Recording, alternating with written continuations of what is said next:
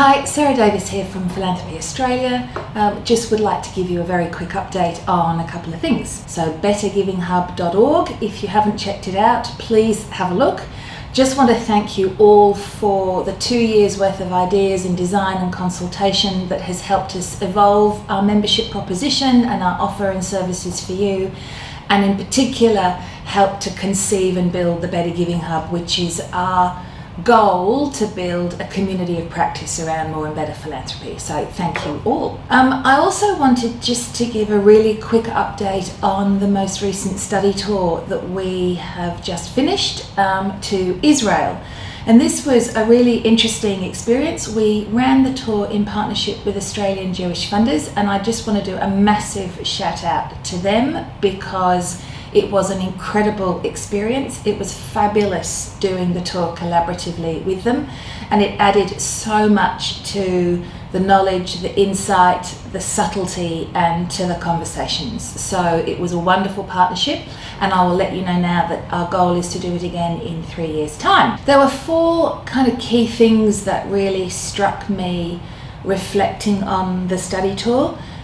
Some of which I'm sure many of you know, and intellectually maybe I did, but until you kind of see it and experience it, it doesn't really land. A couple of them I don't think are necessarily replicable or relevant to how we help advance philanthropy in Australia, but a couple of them certainly are. The 2 perhaps that aren't so replicable here are obviously around the culture and the DNA of Israel and Palestine and the whole context and situation. So the first thing that really struck me was how enormously fast the movement was from philanthropy trialing and testing a concept or an idea or a change design into the system.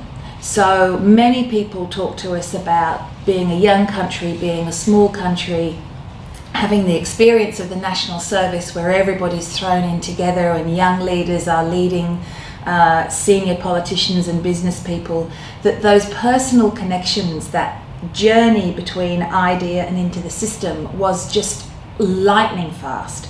And we saw so many examples of philanthropists and organisations who piloted innovative social initiatives or programs or projects, kind of just picking up the phone to the ministry or to senior contacts in the government, and suddenly the program or the design is mainstreamed into the system. It was dizzying how fast that was, and I have to say we were a bit jealous of that. The second characteristic is obviously the really significant amount of diaspora giving that's going into Israel and into Palestine broadly. And again, what was interesting with this was a pickup of a growing sense of domestic philanthropists starting to say, actually, we need to do more ourselves. We need to pick up the game here. You know, the diaspora giving is great, but actually we're living here, we're building it, we need to pick that up. Culturally, the whole startup nation, entrepreneurship, innovation vibe was palpable and totally defining in the philanthropy space. So this sense of innovation, startup, fail fast, scale, bring in colleagues and friends, blitz it, get it out there, that sort of speed and energy was really explicit in with the philanthropists that we met and the trusts and the foundations and the practices that we saw. And again, quite exhilarating. One of the visits that we made was to Rawabi, where a very entrepreneurial, high net worth Palestinian is building a city in the middle of the desert with a vision for it to be an international city. Now at the moment it's in the A zone, so Israelis are not allowed there, but this vision of the entrepreneur who's building it and this coalition of supporters that he's built around him is, you know, to have a number of these multicultural, multinational cities throughout the country.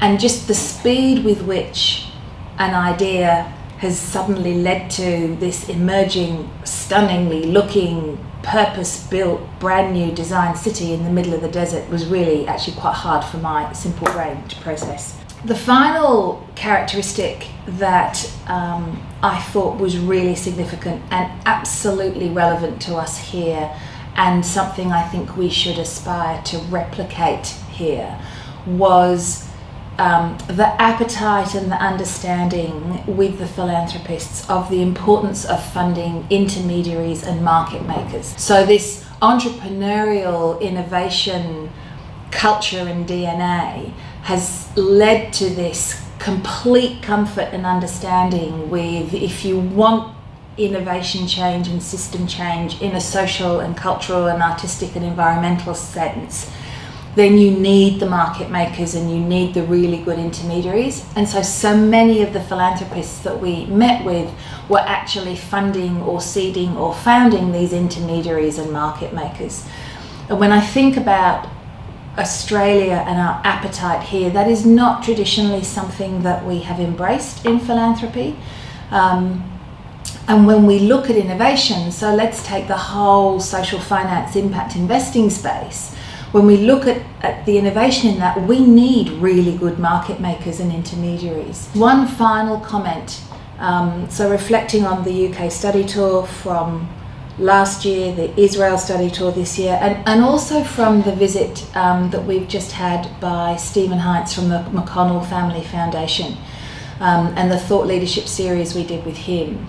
This really unabashed sense of aspiration and ambition, and it just reminded me how important it is for us in the philanthropic space to be hugely ambitious and to have really big aspiration about the kind of change that we want to achieve.